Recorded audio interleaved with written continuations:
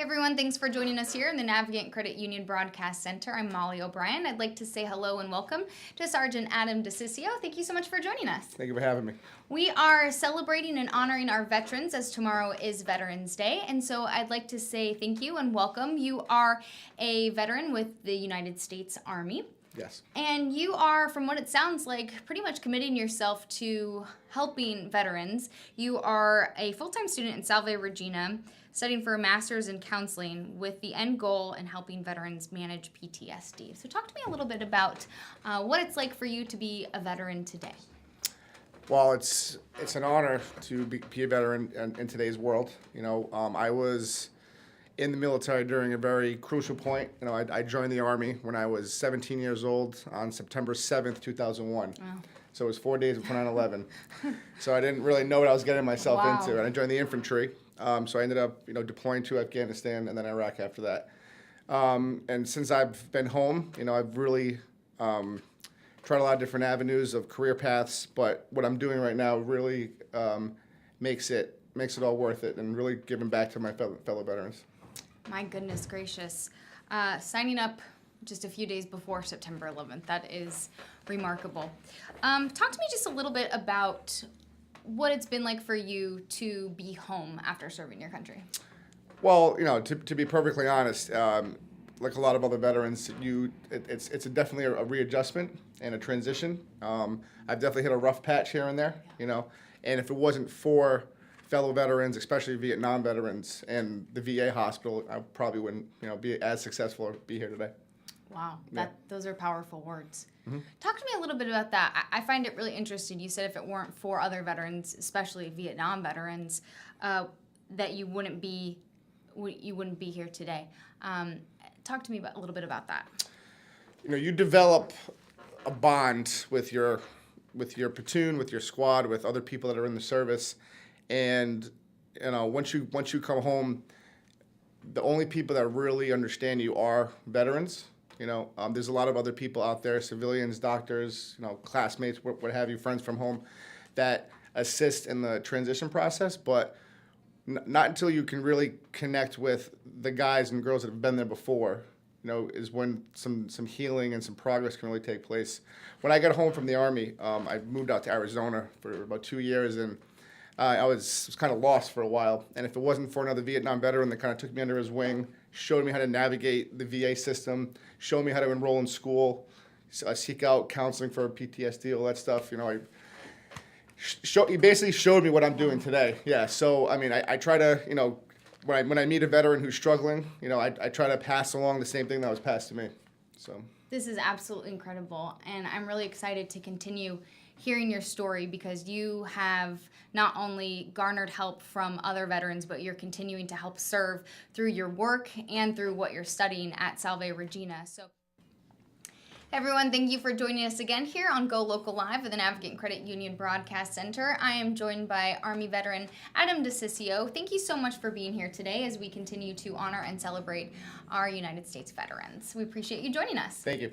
So we were mentioning before that you are here today because of the work that other veterans had helped you work through some of your helped you work as you came back from your service. Correct. And so talk to me a little bit about what you're doing now, both at school, what you're training to do, and a little bit about your job, how you're helping other veterans.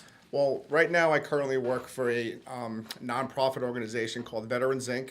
It is, we cover all 6 New England states. We've been around for 25 years, and our mission is to help veterans find employment, housing, and any other veteran-related issues that may come up. We're federally funded by grants, and we have, on my specific team, I cover Rhode Island and southeastern Massachusetts. We have about 9 case managers, that work with veterans to help find employment and housing.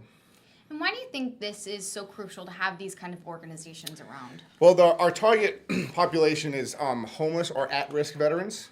So when veterans come home, like in my history as well, you might hit a bump in the road. So these benefits are out there for these veterans to kind of get a step ahead or a help up. So we might find a veteran who is literally homeless. We get them housed, and by doing that, we can actually provide first month's security deposit and rent. Awesome. So we kind of give them a break. Then at that point, we can go ahead and find them employment, whether it's a long-term or short-term goal. I'm a big advocate for education. So if the veteran is eligible for Chapter 31 voc rehab or their post 9/11 GI Bill, we go ahead and get them going with school. So.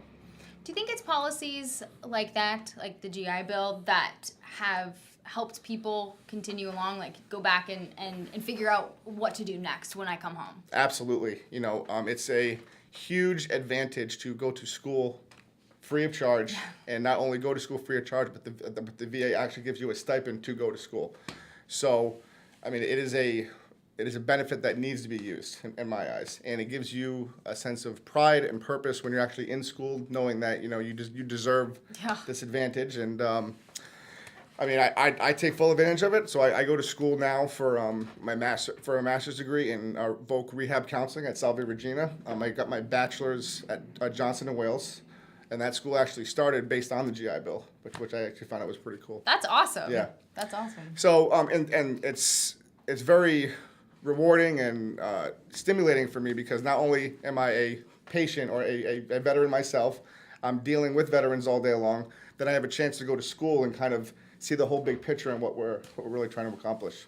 Do you think it makes a difference to have, because I could get my degree in counseling and work with veterans because it's an issue that's important to me. But do you think it makes a difference when there's someone who has the background, the insight, the knowledge, the experience, someone like yourself working with veterans and dealing with PTSD? Yes, it does. But at the same time, it's also good to have a different point of view from someone who may not have gone through the same experiences that we have gone through. My doctor at the VA is a civilian, and she has not had any military service, but it kind of took me a while to kind of warm up to that. So at first, like a lot of veterans do, I only want to talk to someone who's been in my shoes, or I only want to do this, do that. But as you go through the system, you see that there's other people out there that truly care about what they're doing. So whether or not you are a veteran or not, that field is definitely a good one to get into. I think that's interesting insight. I can see it both ways. Being able to... you have to look at it both ways. Yeah, being able to have perspective from two different sides and realize that there are people out there who are willing to work with you on whatever regard.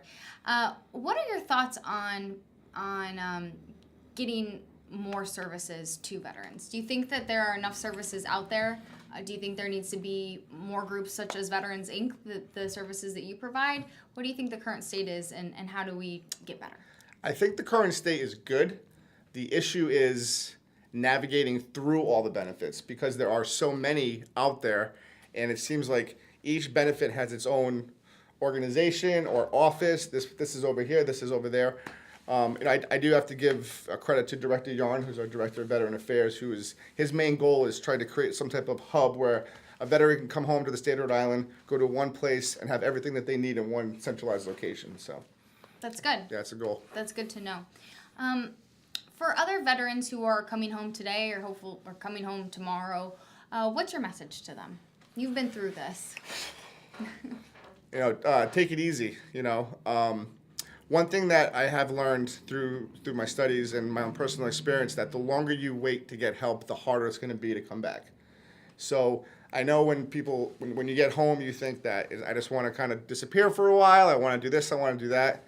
Get to the VA, talk to someone else who's been out, and really start to work on whatever it is that you went through, and just go to school. I like that. Go to school. Why not? What are your message for civilians? I feel like we've seen kind of a rising, especially, you mentioned that, the fact that you mentioned the Vietnam veterans. Wow, what a drastic change. What can you say to civilians? There's been a change in people going up and saying, thank you for your service, which I really do think is heartfelt. But what do you say for people out there? What should we know about people coming home?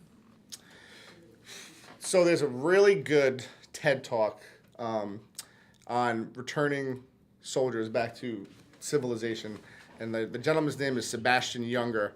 And I recommend viewing that TED Talk. And he talks about how, as veterans, we're very tribal, and what they're finding is that when you come home, you're away from your tribe. And that's what tends to lead these veterans. And like kind of astray. So that's why we tend to gravitate towards each other a lot. So, as far as someone who's not a veteran or a civilian, if you want to put it that way. I don't know. Yeah, you tell me how to put it. That's all right, just you got to be patient, and that's what I tell a lot of employers that I'm trying to create relationships with. So when I have a qualified veteran and I try to place them in a position, sometimes you have to be patient because we've learned how to do things a certain way, and it's a different way, but it's always a transition to try to integrate your military training or experiences into the civilian world. But 9 times out of 10, if you get a veteran with some focus and some determination, it's a great person to hire. I like that. As people are transitioning back or working on transitioning back, what are some things that you work on at your job? What are some skills that people are working on, or you're looking to place them? Because I'm sure a lot of companies have that initiative. Like we want to hire veterans, but maybe they don't know. Can they link up with Veterans Inc. to look for people who need jobs? Absolutely. You can always go on our website. It's veterans www.veteransinc.org.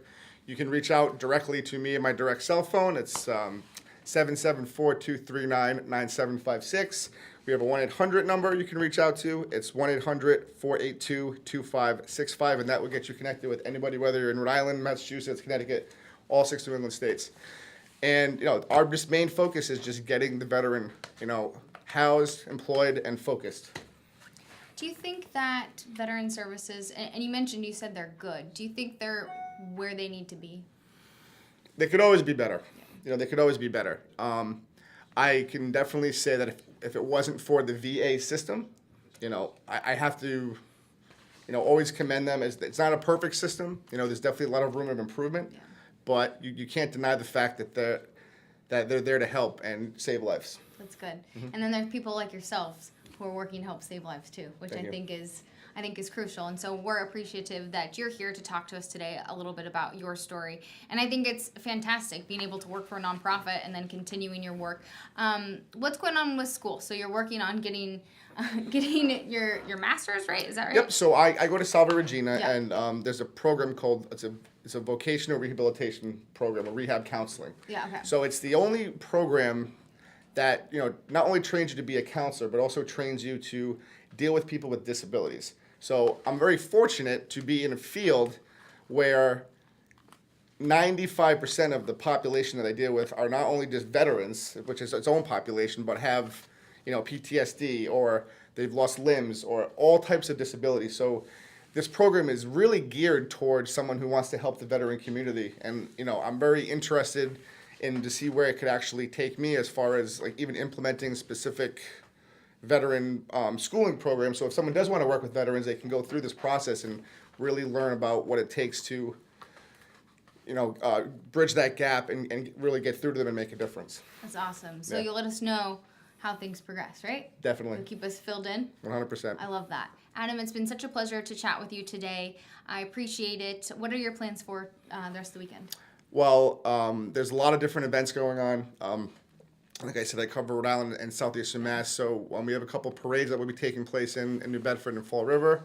The Bristol Veterans Home will be opening tomorrow, so I'll be attending that event. And my team just helped move 32 veterans from the old Bristol home to the new Bristol home, and that place is outstanding. It's great. I can't wait to see it. I know I've been watching construction progress, and It is unbelievable. I want to go live there now. That's good. Yeah. It's good. Well, it's been such a pleasure to chat with you today. Thank you, and thank you for your service. It's an honor and a pleasure, and I wish you the best moving forward on this Veterans Day. And thank you everyone out there who has served. We're going to wrap up here and bring on another veteran, which I'm looking forward to talking to. We're going to change up the conversation a little bit, move it in a different path. So, Adam, thank you so much for joining me. I appreciate it. And please, everyone, hang tight as we get set up for our next guest.